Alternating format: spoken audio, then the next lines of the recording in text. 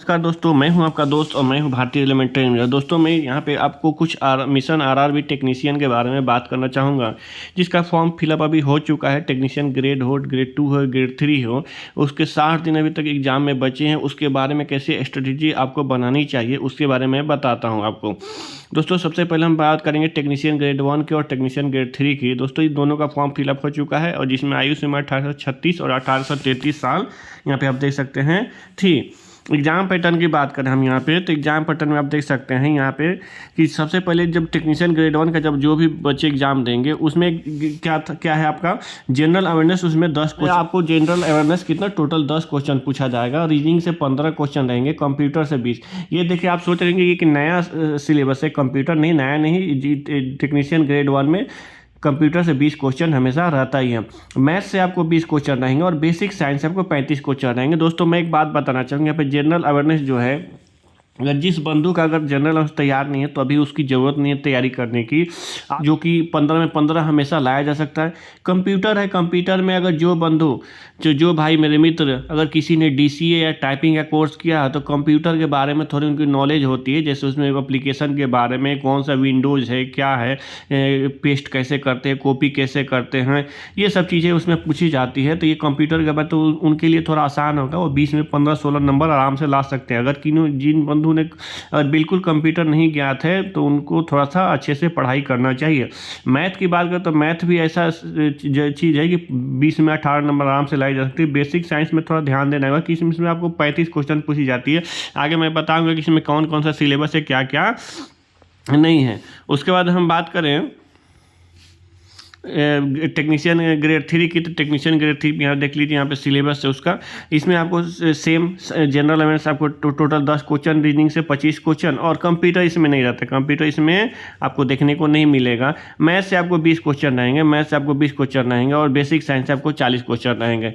दोनों में time taking same रहता है, दोनों में टाइम टेकिंग में कुछ डिफरेंट नहीं है। टाइम टेकिंग में देखिए टाइम 90 मिनट्स का रहता है, क्वेश्चन 90 मिनट 100 क्वेश्चन करना। टोटल पीस इसमें कितना है 1092 1092। इसमें भी 90 मिनट से टेक्नीशियन ग्रेड 3 में, और क्वेश्चन 100, और टोटल पोस्ट इसमें ज़्यादा 13,206, जो कि बाद में बढ़ाया भी गया था। अब इसमें कुछ बातें, खास बातें, इन सभी का ओनली एग्ज़ाम जो होगा, इन सभी का जो एग्ज़ाम होगा एक एग्ज़ाम होगा। सबसे बड़ी जो जान लीजिए कि इसमें एक ही एग्ज़ाम होगा। एक एग्ज़ाम में आप क्वालिफाई कर लेते हैं तो उसके बाद आप आगे मेरिट तक के जा सकते हैं। तो मेरिट बनने के बाद आपका सिलेक्शन 100% हो जाएगा। अब टेक्नीशियन ग्रेड 1 सिलेबस के मैं बारे में बताता हूँ कि इसमें क्या क्या होता है। दोस्तों इसमें देखिए आप, यहाँ टेक्नीशियन ग्रेड 1 का सिलेबस है, यहाँ पर देख रहे होंगे। इसमें सबसे पहले आपको जनरल अवेयरनेस हो रहेगा। जनरल अवेयरनेस में आपको अगर फिर बोला था मैं कि अगर आपको अच्छी से तैयारी नहीं है जनरल अवेयरनेस की तो इसमें ज़्यादा फोकस करने की ज़रूरत नहीं, क्योंकि इसमें से आपको 10 क्वेश्चन रहेंगे। अगर ज़्यादा इस पर टाइम देंगे तो ये सब आपके सिलेबस जो होते हैं ये सब छूटेंगे, जो कि अच्छी बात नहीं है। तो जनरल अवेयरनेस में से आपको 10 क्वेश्चन रहेंगे, तो इस पर थोड़ा सा अगर आपको पहले से अच्छा है तो ठीक है, नहीं तो रहने देंगे। करंट अफेयर नंबर बढ़ाने का एक सबसे बढ़िया तरीका है, क्योंकि लास्ट 1 साल 1.5 साल का जो क्वेश्चन या करंट का जो भी क्वेश्चन है उसके बारे में अच्छे से पढ़े। वो आप पढ़ लेते हैं तो करंट अफेयर्स अगर 5 से 7 क्वेश्चन आते हैं तो आपका पूरा 100% टिक हो जाता है। तो इसलिए वो आपको करंट अफेयर्स पर थोड़ा ध्यान देना चाहिए। ज्योग्राफी की बात करें, जिस दोस्त का ज्योग्राफी अच्छा है, जो पहले से पढ़े हैं, वो भी इसमें नंबर अच्छा ला सकते हैं। उसके बाद कल्चर हिस्ट्री हो गया, इंडियन पॉलिटी एंड कॉन्स्टिट्यूशन हो गया, general statistics and technical development हो गया। यहाँ पर इंडियन इकोनॉमी, भारतीय अर्थशास्त्र, इन्वायरमेंट इश्यूज, पर्यावरण से बारे में, स्पोर्ट के बारे में कुछ नहीं, कौन से खेल में कितने खिलाड़ी खेलते हैं, कौन सा स्टेडियम कहाँ है, 2020 विश्व कप किसने जीता, वर्ल्ड कप किसने जीता, अभी ओलंपिक में भारत से कितने पदक लाए गए, निशानेबाजी में किसने गोल्ड मेडल जीता, सिल्वर, हालांकि गोल्ड मेडल तक भी आया नहीं।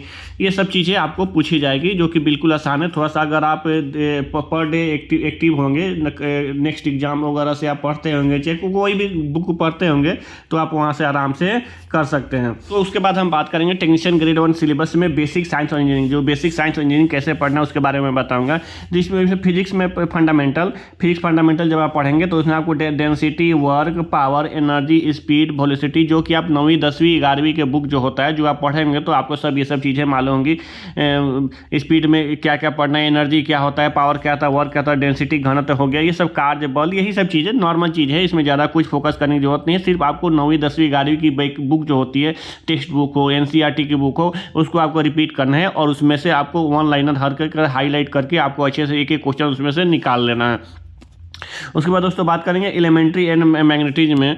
उसके बाद इसमें देख सकते हैं इलेक्ट्रिक जो आप पढ़े होंगे, इसमें भी 11वीं की सब सिलेबस है। 11वीं 10वीं 11वीं की से जो भी आपने फिजिक्स पढ़ी होगी तो उसमें इलेक्ट्रिक चार्ज हो गया, फील्ड हो गया, इलेक्ट्रिसिटी पोटेंशियल हो गया, सर्किट्स हो गया, ओम्स लॉ हो गया, कंडक्टर हो गया, रेजिस्टेंस फोर्स हो गया, मूविंग हो गया, गैलीलियो लॉ हो गया, ये सब चीज़ें के बारे में बताना है, जो कि उनके बारे में विस्तार से नहीं लिखना है। सिर्फ वो जो आप पढ़ेंगे, उनका सिलेबस पढ़े होंगे, बुक पढ़े होंगे, तो उसके बारे में टोटल आपको नॉलेज होगा, तो इससे क्वेश्चन देखते ही आपको मालूम हो जाएगा। इसमें ज़्यादा कुछ फोकस करने की ज़रूरत नहीं है, लेकिन सिर्फ आपको हाँ याद तो करनी पड़ेगी। उसके बाद हम बातें करेंगे इलेक्ट्रॉनिक मेजरमेंट की। जैसे इलेक्ट्रॉनिक मेजरमेंट में होता है बेसिक इलेक्ट्रॉनिक क्या होता है, जैसे इलेक्ट्रॉनिक्स के पार्ट्स वगैरह, पुर्जे वगैरह, थोड़ा सा बेसिक इसमें हार्डवेयर क्या है उसके बारे में। डिजिटल इलेक्ट्रॉनिक डिवाइस हो गया, माइक्रो कंट्रोलर हो गया, इलेक्ट्रॉनिक मेजरमेंट हो गया, कैथोड रे हो गया, LCD के बारे में, जैसे उसमें रंगों का मिश्रण कैसे होता है, LCD का किस कहाँ से बना होता है, LED हो गया, LED पैनल हो गया, एंड फ्रैक्शन हो गया, ये सब चीज़ें आपको पढ़ना है। तो बिल्कुल इसमें आपको डर नहीं, इसको थोड़ा सा 9वीं 10वीं 11वीं का बुक निकाले आज से ही फिजिक्स का, और उसमें से अच्छे से गहन तैयारी कीजिए। उसके बाद आप ग्रेड 1 में जब बेसिक ऑफ कंप्यूटर एप्लीकेशन में क्या पढ़ना है वो भी मैं आपको बता देता हूँ। यहाँ पे देख रहेंगे बेसिक ऑफ कंप्यूटर एप्लीकेशन में आपको आर्किटेक्चर ऑफ मतलब कंप्यूटर का आविष्कार कब हुआ, किसने बनाया, पहला सबसे बड़ा कंप्यूटर कौन था, भारत में कौन सी सबसे बड़ी कंप्यूटर बनाई, कि उसकी स्पीड का input and output hardware software जो हो गया उसके बारे में पढ़ना है। ऑपरेटिंग सिस्टम जैसे विंडो हो गया, लावा हो गया, लाइन इनपुट हो गया, ETC हो गया। इंटरनेट एंड ईमेल का आविष्कार कब हुआ, ईमेल का आविष्कार किसने किया, ईमेल कैसे भेज जाते हैं, इंटरनेट कैसे होता है, IPP सर्वर क्या होता है, मतलब उस ज़्यादा उसमें डीपली नहीं पढ़ना, सिर्फ उसको जैसे ऑनलाइन और जो क्वेश्चन होता है आप कोई भी कंप्यूटर का जो थोड़ा सा छोटा सा बुक होगा वो आप उठा के पढ़ेंगे तो ये सभी क्वेश्चन आपको मालूम चल जाएंगे। उसके बाद वेबसाइट एंड ब्राउजर हो गया, टूल्स हो गया, पार्ट्स हो गया, हार्डवेयर हो गया, ये सभी चीज़ें आपको पढ़ना है। तो इसको फोकस में जरूर रखना है क्योंकि ये आपको नंबर बढ़ाने में बहुत बड़ा योगदान दे सकता है। दोस्तों आगे मैं बात करूंगा नोट कंप्यूटर की तैयारी जोर शोर से करनी है। दोस्तों कंप्यूटर की तैयारी कैसे जोर शोर से करनी है, क्योंकि इसकी थोड़ी सी तैयारी आपको मेरिट तक पहुंचाने में काफ़ी मदद करेगी। इसलिए दोस्तों इसे अनदेखा ना करें और ये सिर्फ टेक्नीशियन ग्रेड 1 के लिए है, क्योंकि कंप्यूटर के जो भी क्वेश्चन होंगे टेक्नीशियन ग्रेड 1 में ही पूछे जाएंगे। उसके बाद हाउ टू डी 60 डेज, मतलब अगर अभी जो एग्जाम होंगे इसमें तो अभी टोटल मात्र 60 दिन ही बचे हैं, तो 60 दिन में कैसे आपका सिलेबस कंप्लीट करना है उसके बारे में अपने विवेका अनुसार बताता हूं कि कैसे पढ़ना है। तो दोस्तों सबसे पहले हम पढ़ाई में सब 30 डेज सिलेबस पूरा करेंगे और 30 डेज ओनली प्रैक्टिस करेंगे। दोस्तों 30 दिन क्या करेंगे, सिलेबस पूरा करेंगे और 30 दिन प्रैक्टिस करेंगे। जैसे मान लीजिए कि जैसे हम डेली एक चैप्टर करते हैं, तो एनी हाउ कैसे भी हमें मतलब एक चैप्टर करना है, कैसे भी आपको कहीं भी रहे, मैथ का एक चैप्टर, रीजनिंग का एक चैप्टर, साइंस का एक चैप्टर और कंप्यूटर का एक चैप्टर। उसके बाद आगे मैं आपको बताता इसके बारे में, कुछ बेसिक है अपवाद है। कंप्यूटर पर लास्ट के क्या करना है दोस्तों, कंप्यूटर पर लास्ट के 5 दिन में ही समय देना है। लास्ट के 5, क्योंकि मान लीजिए जो बच्चे इनिशियल मतलब कभी कंप्यूटर जानते नहीं हैं या कोई कोर्स DCA टाइपिंग और कुछ नहीं किए हैं, तो क्या है उन्हें ज़्यादा समय देंगे तो भी उससे कोई फ़ायदा होने वाला नहीं है। तो इसलिए दोस्तों मैं आपको राय दूंगा कि कंप्यूटर के जब एग्जाम बच के 5 दिन पहले ही आपको उसमें 5 दिन का समय देना है और कंप्यूटर के बारे में पढ़ना है, और उन्हें जो परेशानी हो, जो कभी टाइपिंग या DCA कोर्स किएंगे उन्हें परेशानी नहीं होगी। तो इसीलिए दोस्तों 5 दिन में ही को पूरा कैसे भी खींच के करना है। उसके बाद है नोट, इस प्रकार से आपकी पूरी सिलेबस 15 से 20 दिन में, इस प्रकार से आपकी पूरी सिलेबस 15 से 20 दिन में खत्म हो जाएगी। उसके बाद आपको छोड़ना नहीं है। उसके बाद आपको फिर से जो चैप्टर फंस रहा है, मान लीजिए आपके 15 से 20 दिन आपने जो चैप्टर बनाया, प्रैक्टिस किया और आप अच्छा कर लिए, तो भी आपको छोड़ना नहीं है। मान लीजिए होते क्या है, जैसे कोई चैप्टर बनाते हैं तो उसमें आपको कोई चैप्टर थोड़ा भास्ट लगता है, तो उसको जब लास्ट के कुछ दिन बचेंगे तो उसकी क्या करना है दोस्तों, आपको रिवाइज करनी है, उसको छोड़ना नहीं है। बचे 30 दिन, मान लीजिए 30 दिन आपने प्रैक्टिस कर लिया, रिवाइज कर लिया, उसके बाद 30 दिन बचे आपको, तो क्या करना है उसमें आपको प्रैक्टिस सेट और ग्रुप डिस्कस करनी होगी। डेली एक प्रैक्टिस सेट और 2 घंटे ग्रुप डिस्कस करनी होगी कैसे भी। तो आपको ये सब चीज़ें आपकी पूरी हो जाएगी।